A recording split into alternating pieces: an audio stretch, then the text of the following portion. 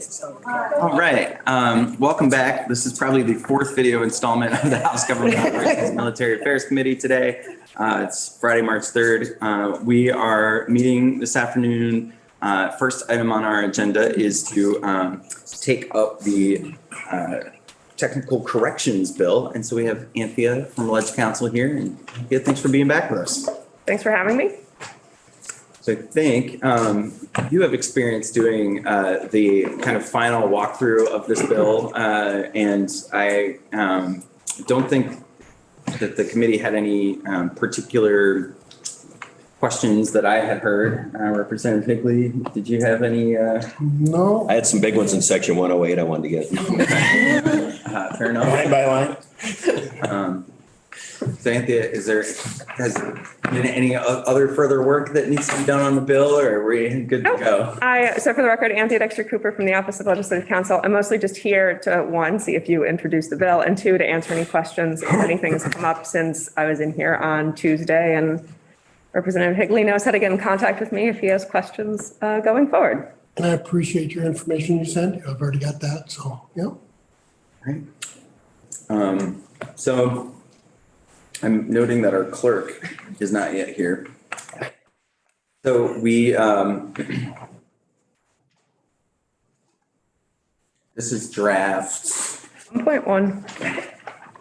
It's drafting request 23-0659, draft 1.1. I do have that right here.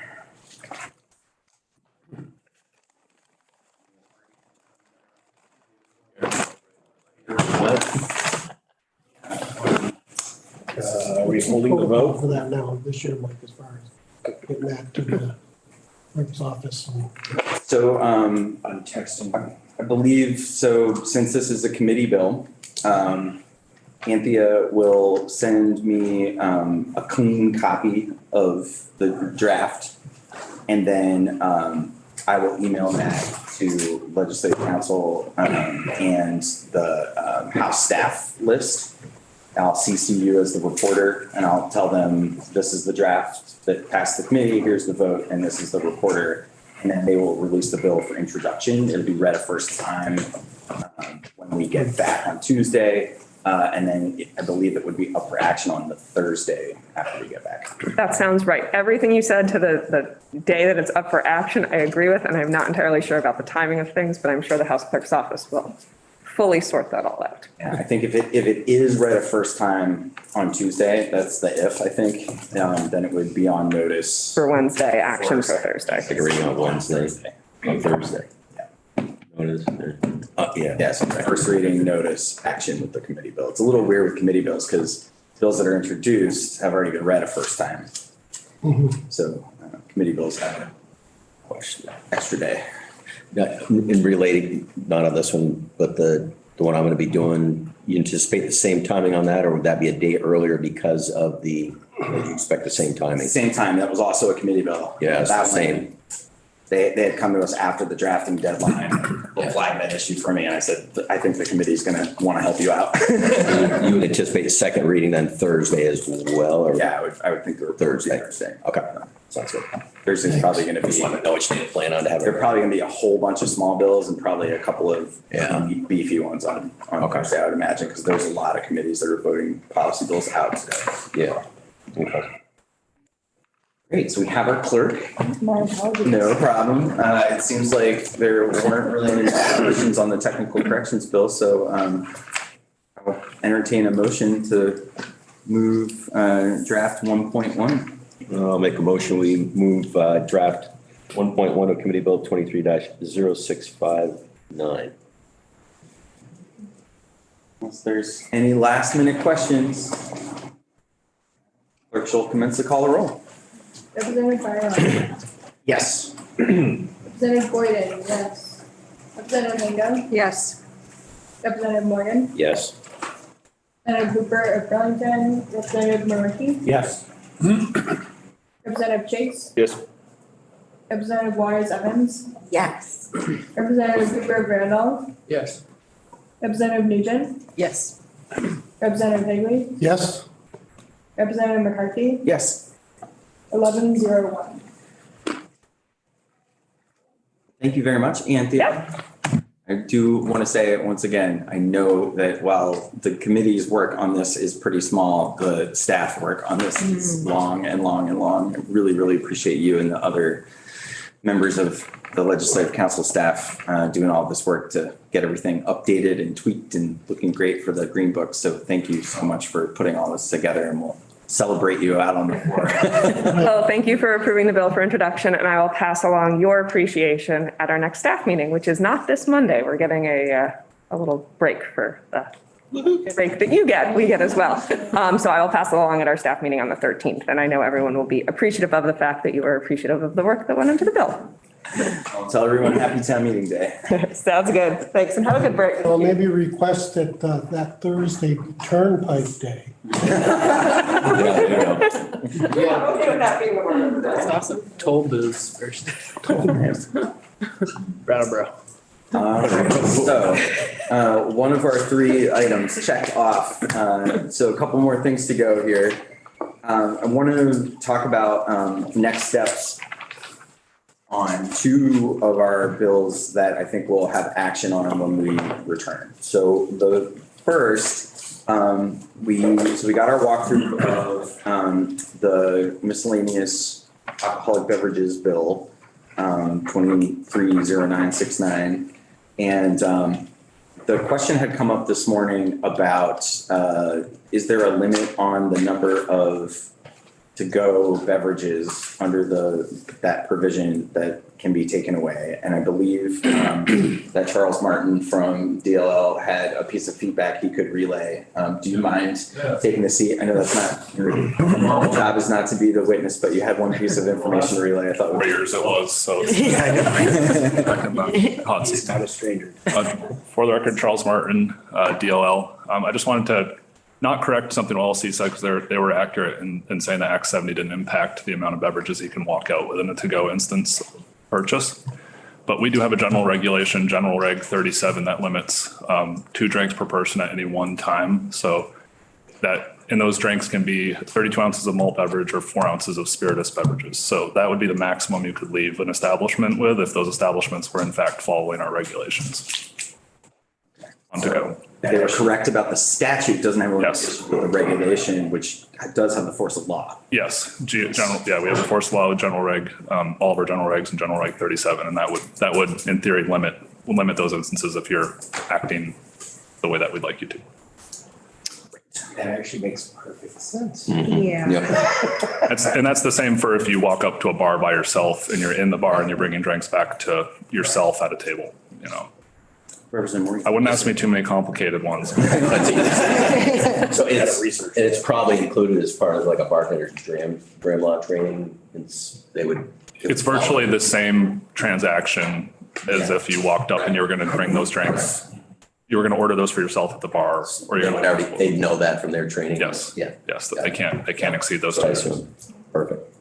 Any more questions? And I think enforcement will be in the week we get back. So if you have really complicated ones, I might save them for them.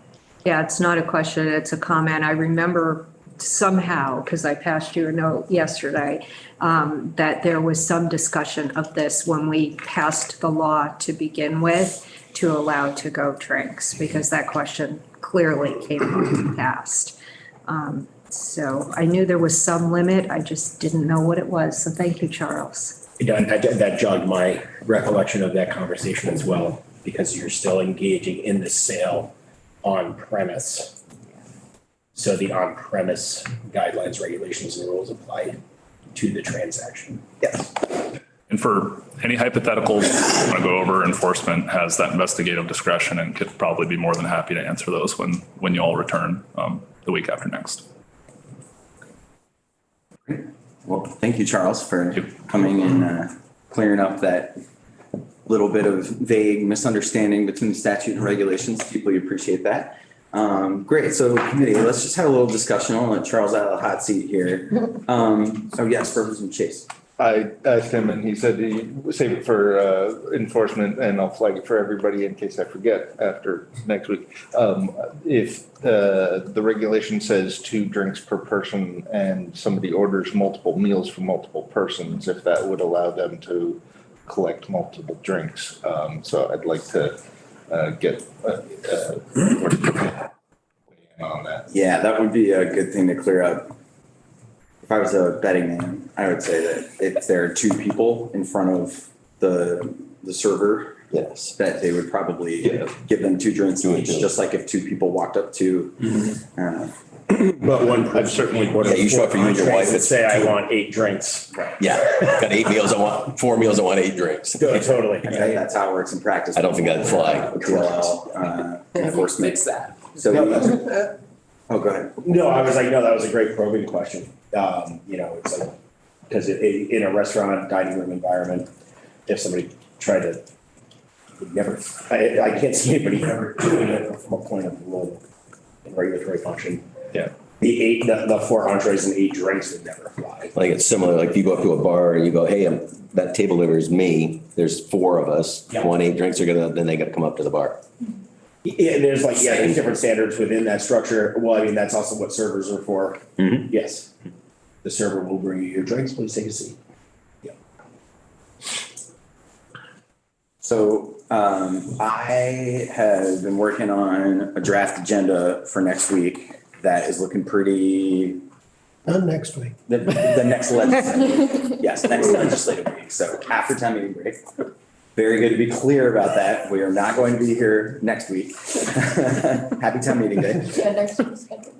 Yeah, but the schedule for, starting Tuesday, the 14th, so this bill, my hope is that we can hear from who we need to hear from on Tuesday and get the bill out if we're ready on Tuesday. I think that these provisions are relatively straightforward. But I wanted to ask the committee what further testimony beyond some of these questions about the enforcement pieces do we want to hear? Are there other public health voices that we'd like to hear? Are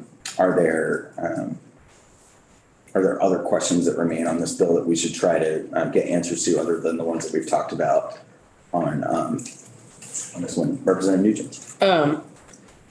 I think I shared this with you. I would love to hear from at least one more public health voice, especially particular to alcohol policy and how this sits within the bigger picture. Let's try to do that for our like 1:30, 1:45 on Tuesday. And if you'll bump up the name or two that you had given to me in an email meeting, we'll try to get somebody scheduled for that Tuesday afternoon. That is exactly the kind of thing I was hoping to hear. Chase? Just kind of a nerdy, shocking to everyone, right? As I've been looking through, I don't think hard cider is a term of art anywhere that I've been able to find, so I would suggest we change it to alcoholic cider. Because we're not generally in the practice of putting mechanisms into statute. And So it's just been kind of a boutique term or, Yeah. whatever. Well, originally all cider was hard, but that's another story. Right. It was never actually soft cider. It was always a fermented beverage that was Yeah. basically consumed as a replacement for lunch. Yep. No, I'm dead serious. How does the committee feel about departing from Representative Donovan's original H7 provision? I'm fine with it, and I think it still achieves her same desired outcome. I would want to ask her if Yeah, she that's had a true. reason for terming it hard cider. I can't remember what she said in her testimony. Representative Chase? I asked her when she presented it, and she said that's just what we've always called it. Okay. Representative Hinga, do you feel like you could get an answer before we come back on the Tuesday, before the Tuesday from Representative Donahue maybe about she has a strong feeling. I think, if I Yeah, remember, Sure. her main thrust was that she wanted clarity in the law so that it wasn't confusing. Rep. Morgan's I'm gonna. gonna text her right now. Okay, that's exactly what that's what I hope. So, I had no Where's the idea. page when you need one? and then when we have the the commission, question. we could get a final opinion on that, maybe No. the Tuesday after next. Okay. Happy to entertain that suggestion, but we want to be precise with how we're describing things in the law. That was kind of the whole point, I think, of that particular recommendation. All right, so sounds like we'll find out a little more information, hear from a couple more witnesses, and we'll see if we're ready to go on this bill the Tuesday when we get back.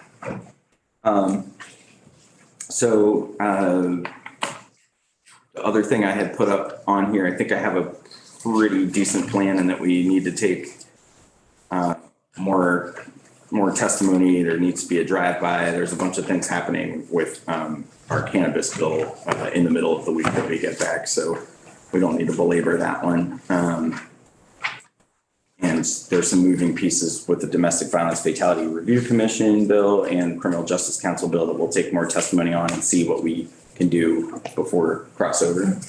But on the boards and commissions bill, so I wanted to take the committee's temperature on that conversation, and I think I'd like to take that up before crossover, if we can get that moving, with the suggestion that we have somebody look at what's the future of the sunset advisory and the government accountability committee with an amendment. And so that was the other kind of newer piece. But after hearing the presentation, I just wanted to take a few minutes before we take a break and ask the committee for feedback on that particular bill and the proposal to have a committee amendment with a summer study committee instead of the GAC. I think that's the thing about it is I don't want to create a whole bunch of new committees, but we have the GAC now to say, okay, the GAC's not really doing what we wanted it to do. The Sunset Advisory Commission has done its work and is sunset. Who's going to keep their eye on all these boards and commissions and councils in the future? And who can tell us, are we holding ourselves accountable and setting good standards for how we do our work? Because it sounds like those two functions, somebody needs to pick up the baton on. And I don't know that we're going to figure all that out in the back half of this year. So giving that job to some. Isn't that one of ours? Is through this out here? Superhero team. Yeah. That's awesome. So this is just some time to sort of say that work needs to happen if we're going to get this bill out in the next week. So I would put this on the calendar for late in the week, which means we kind of need to have everything ready to go sometime by like Wednesday-ish. So of the off week. Of the week we get back. I'm not planning on anybody working next week. Representative Morgan. She's good with it. Oh, she's okay with alcohol. Donahue is good with alcoholic. So, Representative Chase, would you, since this was your brainchild with the change from hard to alcoholic cider, would you send a note to Tucker and Ashley? Since I think Ashley's going to be taking the lead on it. Asking for a committee amendment with that to our new miscellaneous alcoholic beverages bill.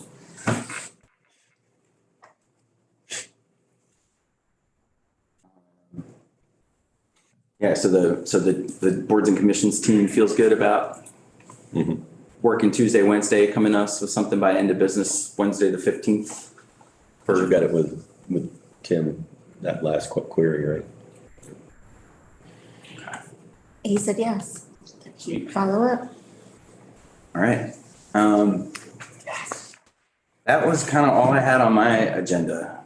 The other pieces, is there anything up on the wall that one other thing I didn't talk to the committee about. We're definitely going to take a very quick presentation at the end of the day, the Tuesday we get back on the 14th, Commissioner Demmel from Department of Corrections, there's a bill that I think is super straightforward about adding DOC staff to the other folks who can be notaries.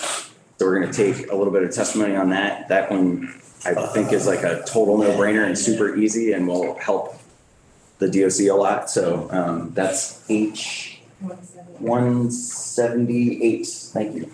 H 178. So we'll take that up and might be able to move that before crossover. But are there other bills like that are things that we should take a little testimony on that we should do before we get out of here? So Representative Boyden and then Representative Nugent. I just want to make sure that we have a lot of jurisdiction. But I want to make sure that we're touching on military issues as that's just a topic that we haven't done. Well, Would you like to take that? sure. Rep. Byrong and I looked through the bills that we have. We have very few actual military bills that have come to us. A lot of them, well, there aren't that many to begin with yet this biennium. And many of them that we already have had introduced are in other committees, for instance, education, judiciary, and ways and means. So the limited ones we have here, some of them are, one of them is like 3 totally different concepts in one bill that are pieces of it are also in other committees. So it's up to the chair if you want to take up one of the military bills. I believe the ones we have been brought by constituent request. There's one in transportation as well. So really, They're everywhere. 168 Yeah. is the one that you're referring to that has about 4 distinct Right, parts to it. right. And 2 of those parts are being addressed in other committees at the moment. Yes, thank you. So should we just wait for them to all come? They may not They come may here. They won't. Even They though- may because they're not. talking about- So like jurisdictionally, yes, we have it in our title, but some of the pieces fall into other jurisdictions. So now speaking with my caucus co-chair hat on, the conversations that are more priorities for the organization are being had. Yeah, Judiciary had one that was a Military protection And they took that order. up like pretty much first Yeah. week too. Yeah, and I had one that's strictly educational, and that's in House education and also Senate education. So we won't even that one, as far as I know. So, yeah, even though our jurisdiction now includes military affairs, it depends on the year. You know, sometimes there are a lot of military bills. But this year, we really hit on a lot of them last year with tag qualifications being updated and the big benefits program being updated. That we didn't have a whole lot this year that were priorities from the Guard or the Department of Defense or the Veterans Affairs. So the ones we have up here are basically constituent requests. Yeah, just, I may real quick. So the men and women that I served with in the Army and Air Guard, they obviously know I'm here. They've made me got a big target on my back because I'm the guy that all the questions go to, and it's daily. And obviously the big one on their brains is H-255, which is the full exemption on retired military pensions. So I told him, I said, I make no promises on that. I said, I believe there is more interest this year than there ever has been, but I can't promise you an outcome. But I'm basically the target of those emails because they know I'm their guy here. So I get that. And if I told them that one's out of our jurisdiction at the moment, and we'll just keep them posted. But anyway, that's just for whatever it's worth category. If you have friends on Ways and Means, talk to them, because I've got my testimony all written, ready to go. Just waiting for that invite. Yep. I'm going to be I'll be her emotional wingman. support dog. Sitting by the phone waiting for an invite to the party.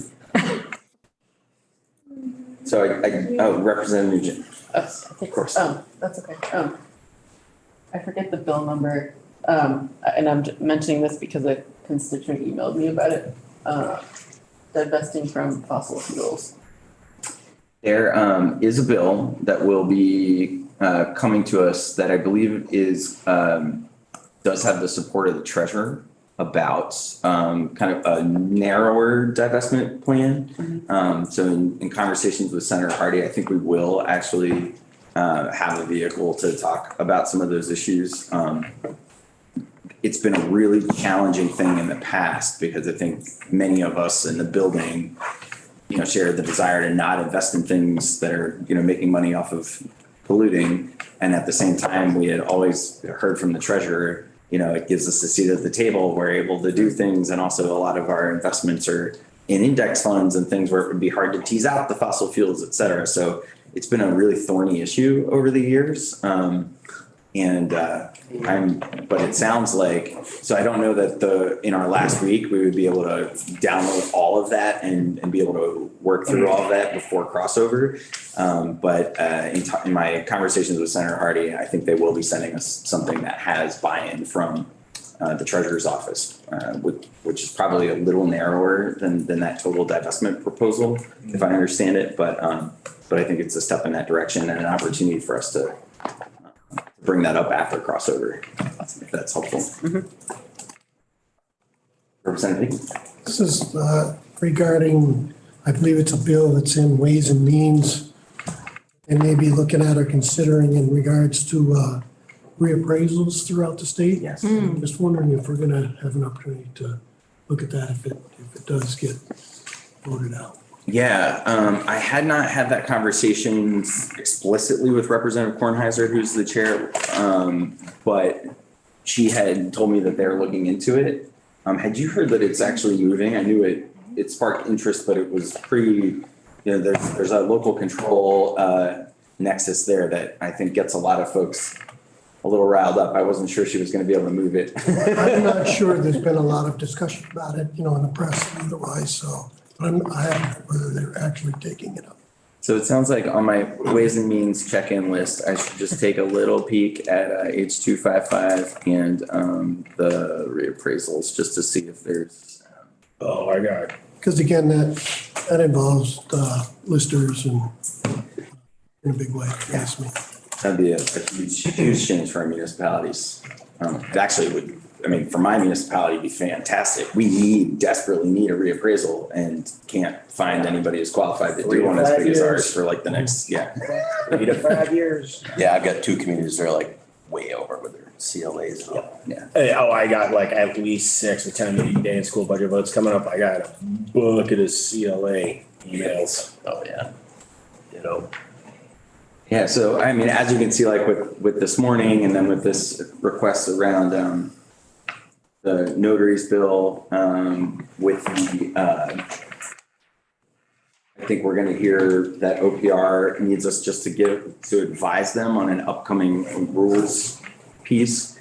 There's gonna be quite a bit on our plates, but I can see room that if we, wanted to consider something, if there's something up there on the wall that you think we really should take up. We do have a second year of the biennium. Also, many of these things I've already said, that would be totally germane to a Senate bill that's coming to us. So there are other opportunities, but if there's something that's really kind of its own thing hanging out there that we really should be looking at prior to crossover, I just want to make sure that I make time if there are other committee priorities. I've been trying to listen to everybody along the way. I obviously came in here guns blazing with a couple of things that were priorities for other folks in the building, were things that the administration had brought us, but we're getting down to the wire before crossover. So I just wanted to, with you all on the record, have a little little discussion. If folks want to flag something and find some time on the agenda, just send me a note or an email.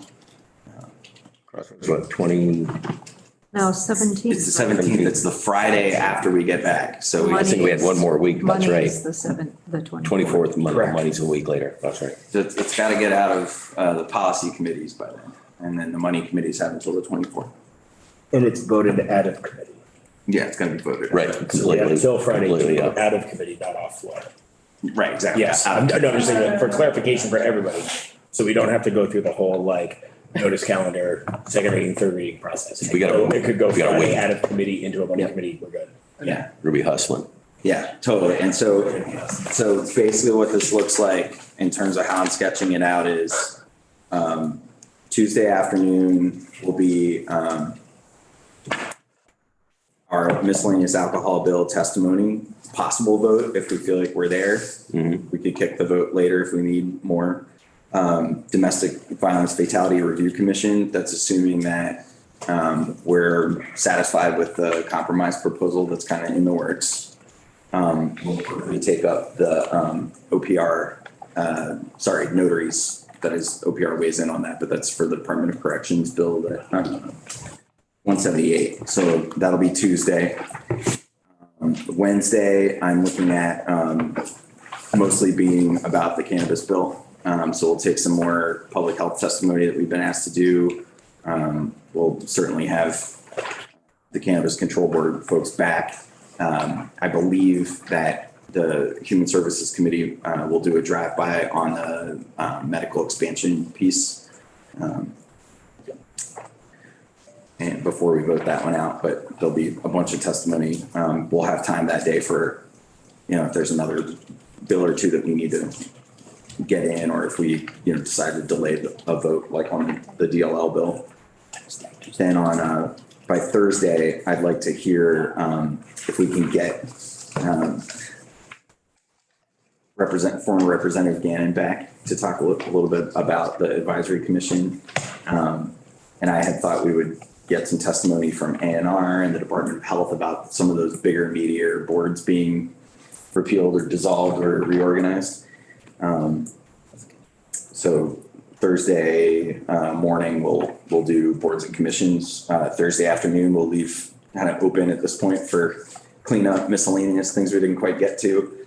And then Friday, I wanted to see if we've can get the Criminal Justice Council bill done.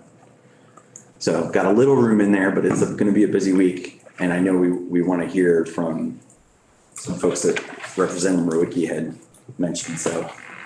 I had brought that up last night at the Social Equity Caucus, and there are a couple of people, Susanna Davis maybe one, who weigh in on it, and another person who might teach at Keene State College, educator, but there was pretty much agreement that this is the way a lot of education is going, that looking at competencies more so than necessarily boxes of time periods to signify that something's been achieved.